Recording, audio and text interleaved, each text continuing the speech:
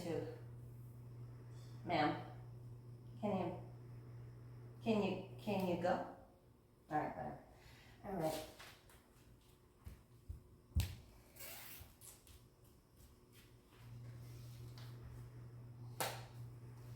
Hey everybody, welcome back to my channel. My name is Kelsey. I'm Kelsey Yogi here on YouTube, Instagram, TikTok, and today we're getting funky. Yeah, I know, there's no cool way to say that. Because it's a half forearm stand and a half chaturanga. Although honestly, anytime you're kind of matching two different postures, you know, half crow, half firefly, it's kind of a funky firefly or a funky crow. But specifically today, a funky forearm stand. So that's when one arm is in forearm stand, Pincha Mayurasana, and one hand is back at somewhat of a 90-degree angle in a Chaturanga Dandasana. Obviously, you can do either way, but we're going to work on getting into it and maybe even alternating through it. And honestly, it's super, super tough. So if you don't have a really stable Pincha Mayurasana, you need to start there. You need to start there, and you need to have a very strong, stable Chaturanga as well. Chaturanga is such a strong, possibly injurious posture if you're not doing it right. So when you're in yoga class, when it gets cued, like really listen to what the teacher is saying and take advantage of the Chaturangas that you have that opportunity to hang out in a posture that's so uncomfortable and let it teach you what it is that you need and how you need to still build strength in it. We all need it. That's why it's there. It's hard. I know. All right, so funky Pincha Mayurasana is one arm down, one hand back in Chaturanga, and then whoop, hold on, up we go. Okay, so that's your funky pincha, funky forearm stand, and I'm gonna try to help you get into it. Specifically, getting the hand up into it once you're already up in Pincha Mayurasana with both arms down. So obviously that is an option. You can kick up right into it just like this, where you have one hand down and one hand in pincha, and then just kind of kicking into it. Maybe you want to do that with the wall nearby or somewhere like a bed nearby that you can land into. But I want to help you today be able to take that hand back into your chaturanga position, your funky position. So the first thing to kind of think about is the fact that maybe both arms are not carrying the same amount of strength. We probably think that they are, and they feel like they are when they're in forearm stand. I know my arms feel like they're both doing it, they're doing the thing. But then when I started to work in funky forearm stand positions, I realized like, oh, that arm that had surgery, my right arm, used to be my dominant arm, now it's not so much. It does not feel nearly as strong in funky forearm stand as my left arm does. And it's kind of given me this feeling of like, wow, like left arm's carrying 2/3 of the weight, right arm's carrying 1/3, something like that. Like this isn't even. And having that awareness, which is so much of what our yoga practice does for us, once I had that awareness, then I couldn't ignore it. Then I thought to myself, like, well, I'm all about trying to find balance. Obviously, I'm going to have one more open hip and one stronger shoulder. Like, that's normal, but we want to try to create that equanimity, that balance from side to side. So I work a lot with funky forearm stands so that I can continue to build up the stability of my right side once again. And I like playing in the left side too because it's just kind of fun. So let's work on it. When one arm is down in forearm stand, let's just be aware though that the arm that's in forearm stand, the one that has the forearm down, that arm is carrying a lot more of the work. That shoulder is going to be doing a lot more work than the hand that's in chaturanga. Now the hand that's in chaturanga or the funky hand, it's still doing quite a bit of work. It kind of helps more with balance though, right? So that hand is doing a little bit more work, and the forearm that's down, that shoulder is doing a little bit more work. So you're lopsided, and that makes things confusing. So like I said, you need a really strong, stable pincha first, because now I'm all wonky here. So you do need both sides strong, but it's this shoulder and it's this hand. And that hand's gonna help by keeping that elbow tucked in, the lats need to be engaged, the elbow needs to draw in. Shoulder's still doing work, but this hand does a little bit more of balancing act. And this hand does more of that push, strong stability. So that's just something to keep in mind. The arm that's down is going to get more tired. So most of us that are right arm dominant are probably going to like right forearm down, left hand in chaturanga. That's probably going to feel normal for you sooner than the other side. Now keep in mind too, you may get your funky forearm stand and be able to hold it right arm down, left hand in chaturanga. You may be able to do that one, and then it takes another 6 months to a year to be able to get it on the second side. That's not uncommon.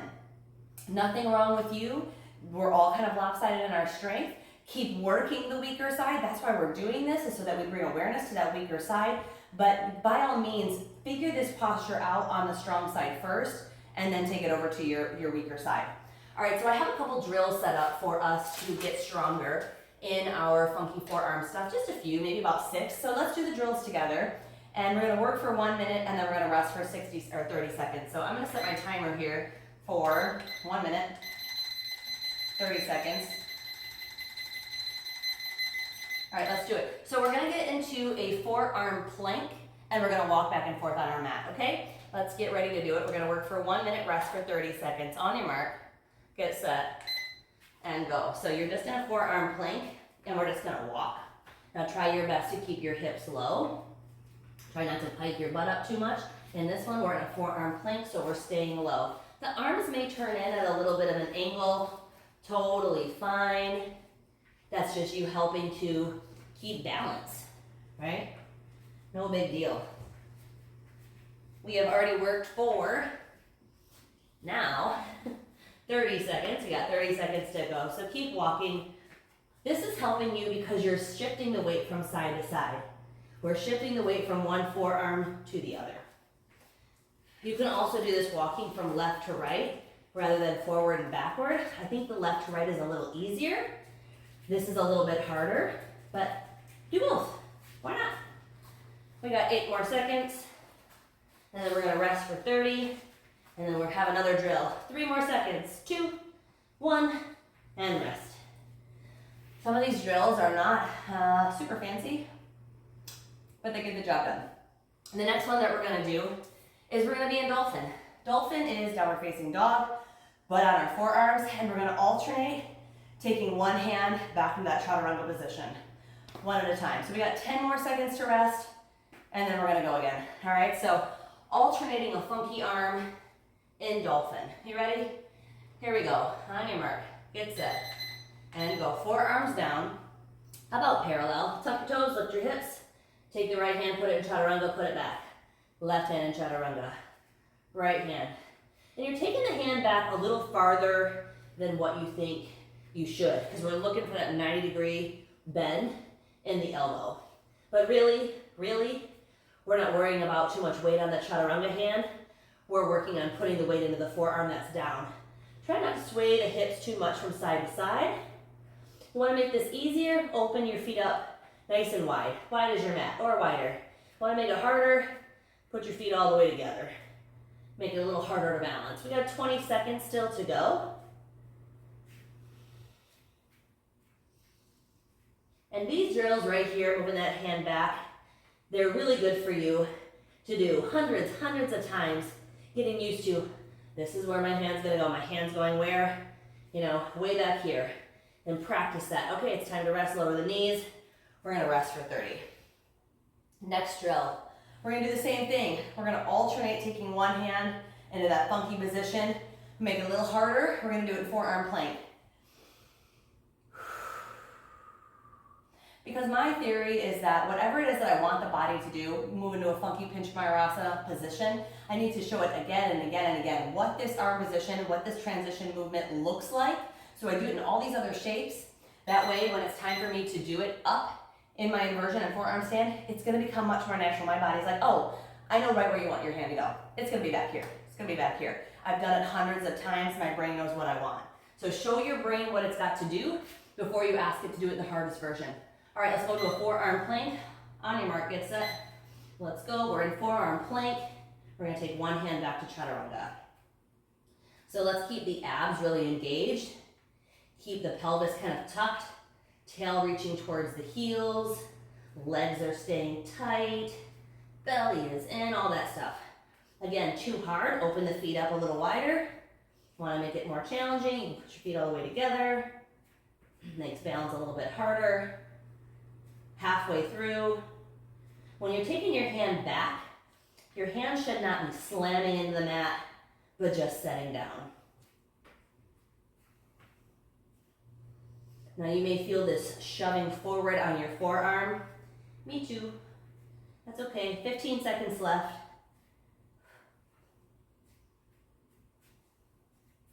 Keep the hips low.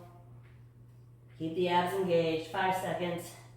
4, 3, 2, and 1. Rest. Okay. So we're gonna go back and do it again in dolphin, but this time we're gonna lift a leg. We're gonna lift one leg all the way up. And it does kind of matter which leg you're lifting, because as you lift one leg, it's gonna be easier to lift and move the other arm back, because you're kind of going across the body. So at 30 seconds, let's switch legs, okay? We're still just alternating one hand back into chaturanga in that funky position. Let's do it. Here we go. We're in dolphin again. This time, let's lift the right leg. On your mark. Get set. Forearms down. And let's go. Right leg up. Right hand in chaturanga. Put it back. Left hand in chaturanga. Put it back.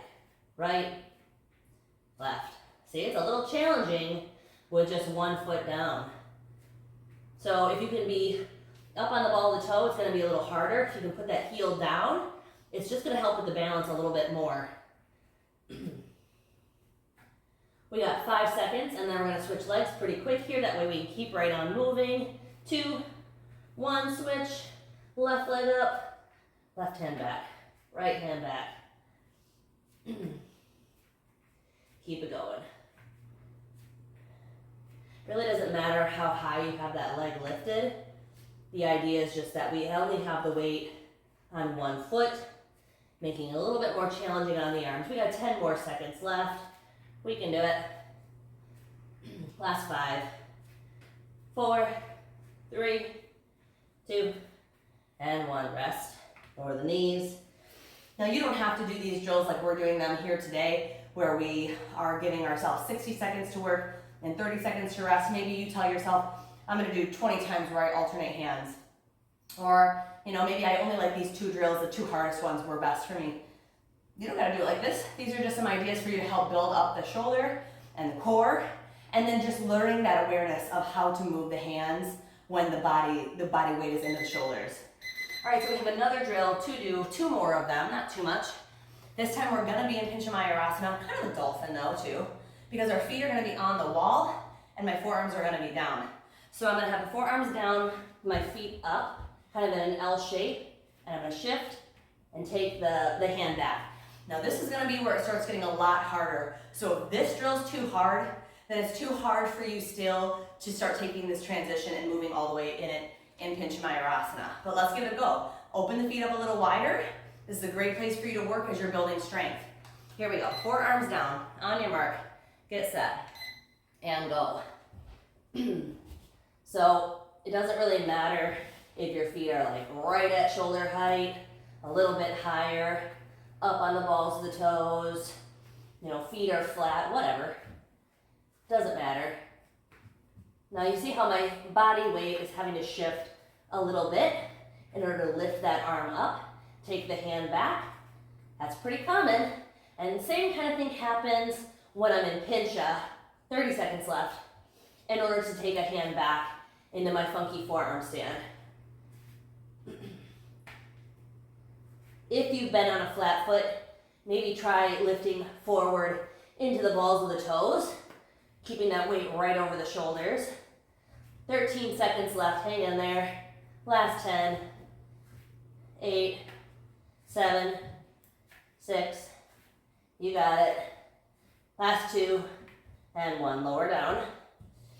Now the hardest way to do this hardest practicing of this funky version of switching the hands is to do it kicking up into the wall. So let me show you. I'm going to move the camera briefly to show you a few times. And maybe you can't do a whole minute, but maybe you can do 2 or 3 transitions for each arm. Let me just shimmy you right over to here. Don't mind me as I have a timer still going. Okay, so now doing it towards the wall, it's going to be a lot more challenging. So forearms down. I'm going to kick up. Now I'm banana backing a little bit. So it's up to you if you want to have both feet flat. Maybe you want to come up onto the toes. Maybe you want to lift one leg. This is a lot harder, so I'd say start with your feet on the wall. And I'm going to shift the weight to the left. See if I can take that right hand back, lower it back down. Shift to the right, take the left hand back, lower it down. Try it a couple of times on each side. Maybe try it where you come like I am up on the tips of the toes, where your very, very little weight is going on the wall.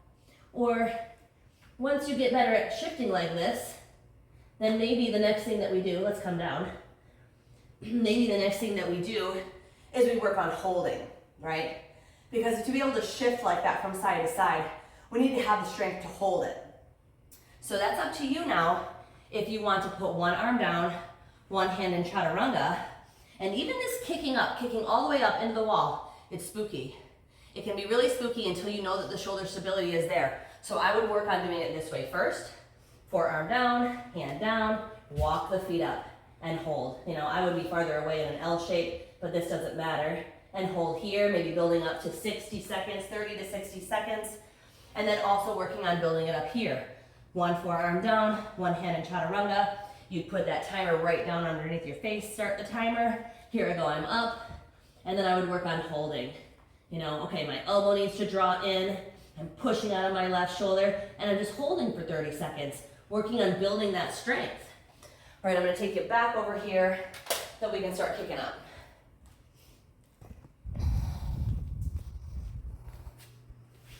So I mentioned that before, but it's really important. The bottom elbow is really pushing down. The hand that is in chaturanga, that elbow has to draw in. If that elbow starts to really flare out like this, you're going to lose the strength not only of the shoulder, but you're going to hurt the wrist, you're going to hurt the elbow and the shoulder. That is no good. We need the hand turned out a little bit and the elbow tucking in, especially when we come into the balance of it, you know? It's one thing when you're in dolphin. It is one thing when you're on the wall. You are putting some of that weight into your leg or into the wall itself. But when you're in Panchamayurasana, when you're in forearm stand, and that weight is on the arms, you need that chaturanga arm to be tucked in. I don't want you resting on it, but it needs to draw in close to the body. That's how we're gonna have more strength for the shoulder, more strength through the rotator cuff, more strength through the upper back, elbow in. Then you have some grip strength too to help you maintain that balance.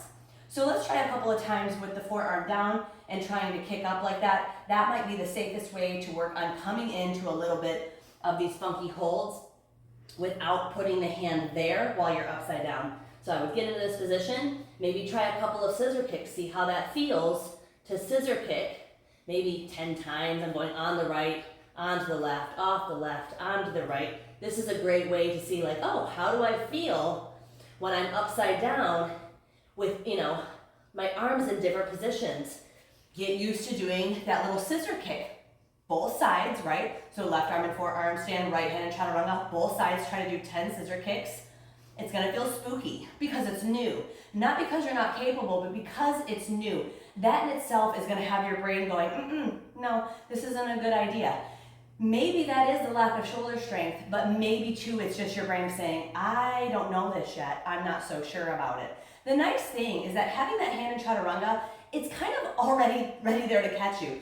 So normally I want that elbow tucking in, but if I start to fall that way, that hand can easily turn out to the side and take some of that weight, like so that I can cartwheel out to the side. That chaturanga arm becomes a pretty good safety net for me.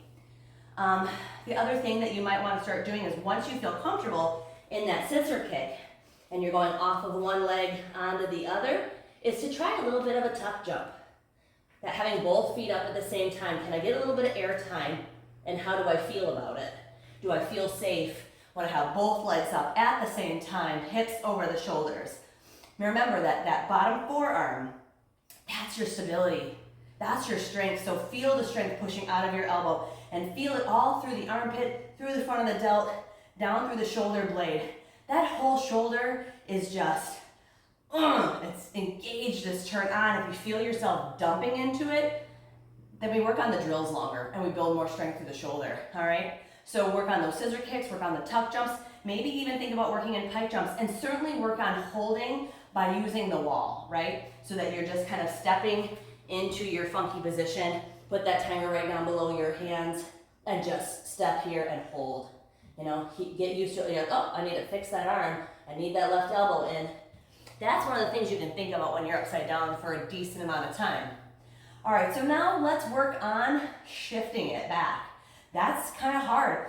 And you feel like I'm moving my hand, I'm gonna fall. So what has to really happen is either you play with the balance with your legs or you engage the balance through your core. So if your abs and your glutes are really tight, super engaged, center of you is really strong and engaged, you're gonna be able to stay up there when you switch your hands from forearm stand into funky. Now you can't do that as much if your legs are in stag, but that's still the way that I would suggest you practice it in the beginning. Let's try it. So you feel like, okay, I've got all these drills, the drills are good, I can hold with the wall, I can hold 30 seconds, I'm good, I can hold a forearm stand, now I'm ready to start taking it into a funky position while I'm upside down. Here's what's gonna happen at first, you're gonna fall. You're gonna fall, you're gonna fall, you're gonna fall. That's okay. Just like when you learn to do forearm stand, just like when you learn how to do handstand and crow, you fall a lot in the beginning. It's okay. Just get that right out of the way. Go ahead and do those 45, 50 falls. It's gonna happen. It's no big deal. Don't overthink it. It doesn't mean anything that you're not ready or that you're not capable. It's just part of your brain understanding this new transition that you're trying to take on. But let's go for it. Let's kick up into a forearm stand. Let's find some stag legs. And then I'm gonna say to myself, I'm gonna take my weaker arm and I'm gonna move it back into chaturanga. Okay? So let's do it. Forearms down. Let's kick up, forearm stand, stag legs. This helps me to really play with the balance here. And I'm gonna shift my weight a little bit into my strong arm. And I'm gonna take the other hand back into a funky position. Now there's never gonna be a perfect time, so don't overthink it. Just make the decision and then move. And at first, like I said, you'll do it and you're not gonna be able to maintain where the hips stay in space and you're gonna go down, you know what I mean? But likelihood is you're gonna go right back down to your knees or to your feet. Don't worry about it. Be willing to let that be messy, for it to be a fail at first, and keep trying at it. Try both arms, 10, 15 times, no big deal. That's how you're going to learn to do it. Once you've gotten it so that you feel pretty good about doing it in stag, say you've been doing it in stag and now no longer are your hips falling, you're able to maintain and stay, you're like, I move my arm back and ooh, I can stay every time, no big deal in stag. Then feel free to start practicing doing it with the legs straight up, maybe one leg in charger, so one knee pulled in, or maybe doing it with both legs straight. Like I said, when you do it with both legs straight, think about the waist being corseted. The waist has to stay super, super tight. I definitely have a higher chance of failure when I have my legs tight, so I have to think through my whole body of like shoulders pushing, abs draw in, glutes are tight, legs are engaged and tight and pointed and lifting. So a lot more things for me to think about. Balance is more of an issue.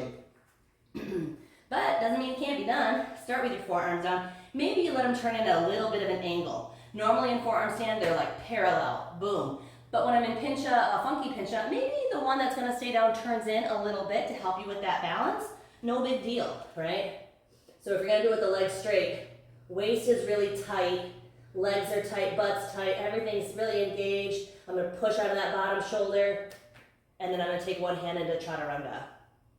Now to put it back down, I'm gonna put that hand forward, drop the elbow back down. This took a lot of repetition for me to do though. I worked on it for years. If you don't work in funky pincha mayurasana very often, funky forearm stand, it's gonna stay hard because it's such a lopsided position. So don't beat yourself up. It's something that has to be practiced on a very regular basis. Does it matter? No. Is it a great tool though to strengthen both sides of the shoulder? Both sides of the shoulders? Both shoulders? There we go, just both shoulders. Absolutely. So I really like doing it because I think having a very strong, funky forearm stand has overall strengthened my core strength because my core awareness became much sharper, and it's definitely made my pincha mayurasana super stable because now both shoulders are doing a better job working together. Anyway, so that's it. That's it, guys. I mean, that's the funky forearm stand. That's funky pincha.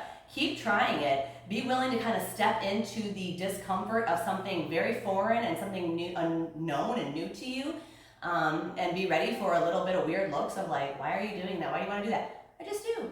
I just do. You know, it's something that interests you. No big deal. Hopefully this is something that you guys liked. If you did, let me know down in the comment sections. We've done some funky forearm stand workshops with a lot more information. Reach out to me if that's something you're interested in.